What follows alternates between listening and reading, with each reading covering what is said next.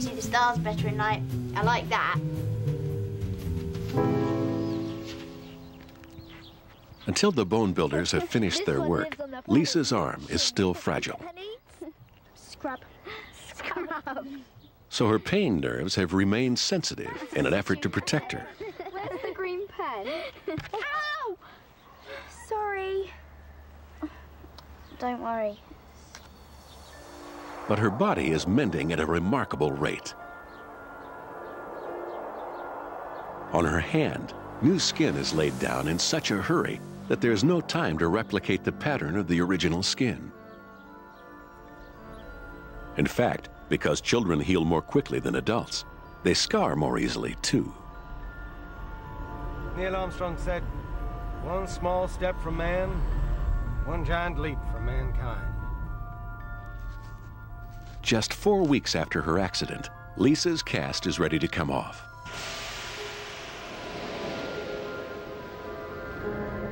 Deep inside, the hematoma is almost pure bone. The bone builders are finishing their work, and in the process, something quite remarkable happens. They deliberately wall themselves in. Then they send out filaments like tiny antennae to broadcast from their prisons of bone. Maybe it was his right. Why they do this isn't fully understood, but throughout Lisa's skeleton, thousands of walled-in bone builders are sending out signals.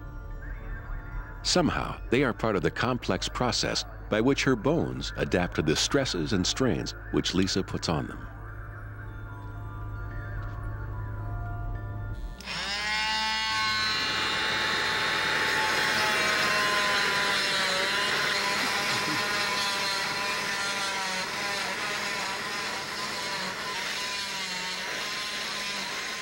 Because she is still growing, Lisa's bone has healed twice as fast as an adult's would.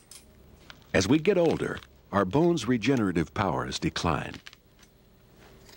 But with time, they can always perform their own miraculous repair.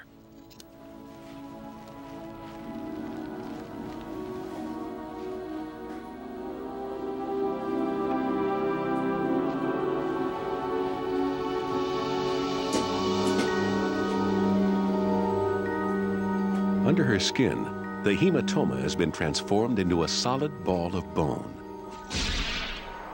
Twice as thick and strong as the original bone which was there.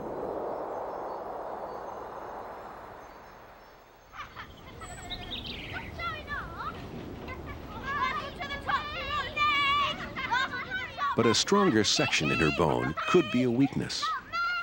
If Lisa were to fall on her arm again, her radius might not break in the way nature intended.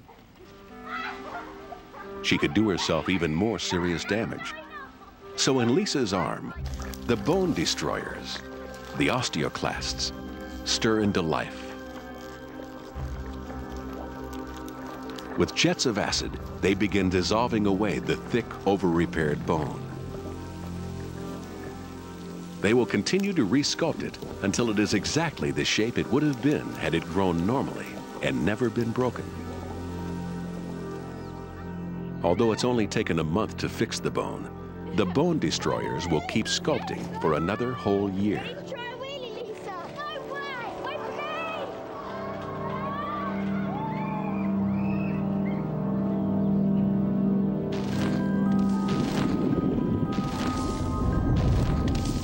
By next summer, the bone destroyers will also have carved tunnels through the inside of the bone, perfectly restoring its intricate arches.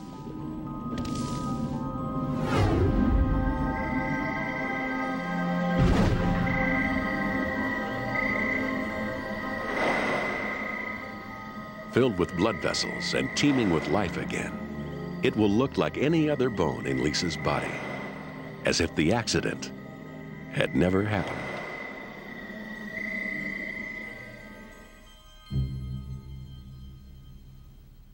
The body's built-in first aid kit works up to a point, but over time, as supplies run out, so does our ability to heal. In the next half hour, octogenarian Bob Bridges faces the day when his body can no longer respond to crisis.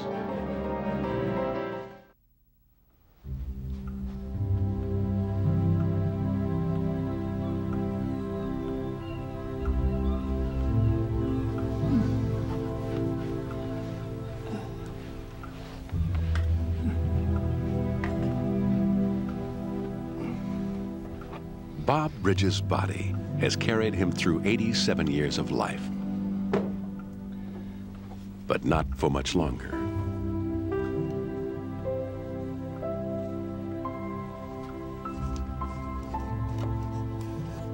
Time has worn Bob's body out.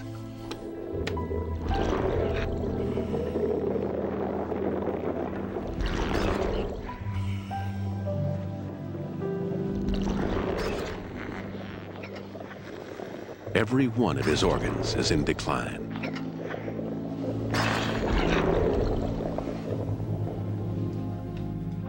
Our bodies have evolved to last only long enough to pass our genes to the next generation. Once we have reproduced and reared our children, we are all dispensable. Bob fulfilled his biological purpose long ago. He's living on borrowed time.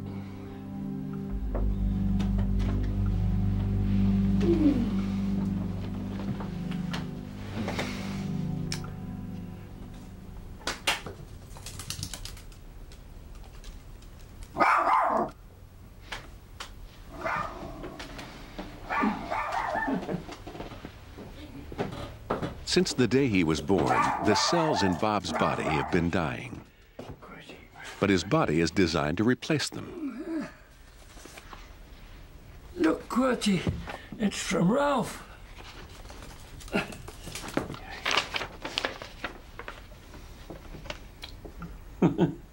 Ralph. Right. King takes pawn. It's because his body is constantly repairing and renewing itself that Bob has been able to survive for 87 years. Every day of his life, he's lost 1 billion cells from the surface of his skin. But just a millimeter beneath the skin's surface lie specialist cells called stem cells. These cells are factories producing healthy new skin cells to take the place of those that die.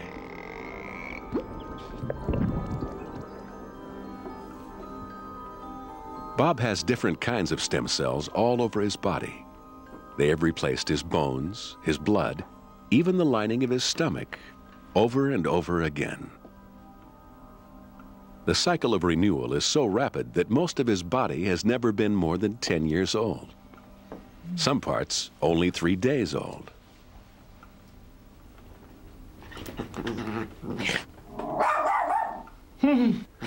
Fancy the West Beach today?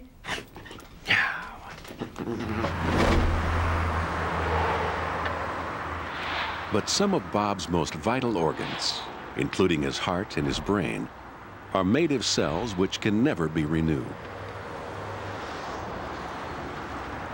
These cells have suffered almost 9 decades of toxic damage. They have been attacked by pollution and ultraviolet light. But even in the cleanest environment, cells get damaged because they generate their own pollutants.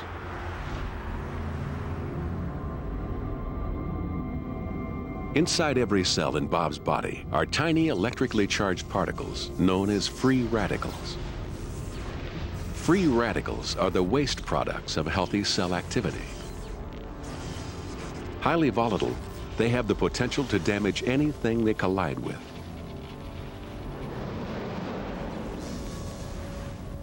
At the heart of the cell is its blueprint, its DNA. It's struck by free radicals around 10,000 times a day. Usually, the DNA repairs itself, but on very rare occasions, the repair process fails.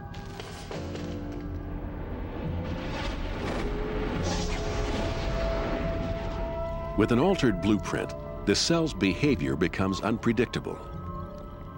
The body's solution is drastic.